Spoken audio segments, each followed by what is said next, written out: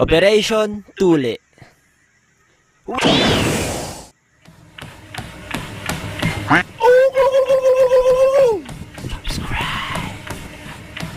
When I was a kid, I was a victim of hindi pa tuli, supot. And there was a pain in my heart that will never fade away. Charot. Siyempre, bata pa tayo noon, di ba? Madali tayong masar, madali tayong masaktan. Tapos ngayon, pre, natuto, nasaktan, naging bato. Supot, takot magpatuli. Hindi, no? Naantay ko lang yung magandang nurse na magtutuli sa akin. Pero pag iniisip ko ngayon, potek, mga nangasar pala sa'yo, mas matanda pa sa'yo. Kadalasan repeater pa sa school. Hindi, joke lang. Peace. Pero importante nga talaga magpatuli, sabi nila, di ba? Para daw malinisan at iwas infection. Importante magpatuli para tumangkad ka daw at para na rin sa future wife mo.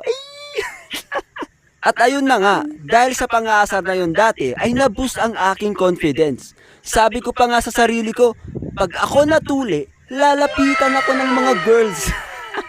Lang yung content to. Nung elementary ako mga men, ay uso ang libreng tuli every bakasyon. Hindi ko alam kung meron pa ngayon pero dati may ganon. Naalala ko dati, tinawag ako ng mga auntie ko at sinabi sa akin na, Jen, may libreng patuli ngayon sa school nyo, punta na kayo. Isama mo na din tong mga pinsan mo para matuli na kayong lahat. Wow! Okay, this is my chance. Magiging isang ganap na akong lalaki. Hindi ako pwedeng pumalya dito. Nakasalalay dito ang aking future.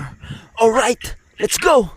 So, pumunta na kami sa libreng tuli sa school namin kasama tong mga pinsan kong mga kabado.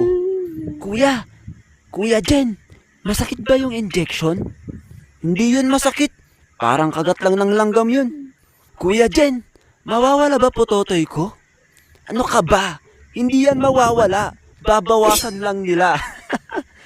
Kuya Jen, takot ako. Tumigil ka nga. Ito ng pagkakataon natin para makakita ng magandang nurse. Nung kami na ang susunod, ay nakaramdam ako ng konting kaba. At pagtingin ko sa aking likuran, ay nagsitakbuhan yung iba kong pinsan. Mga mahihinang nilalang! Naiwan kami ng isa kong pinsan at nakita ko na siyang pinapasok sa loob ng classroom. Pagkatapos ng ilang minuto, ay lumabas siya. Oh, bakit ka pinalabas agad? Ang bilis mo naman matuli. Hindi kuya, ligo mo... ligo mo na daw ako, sabi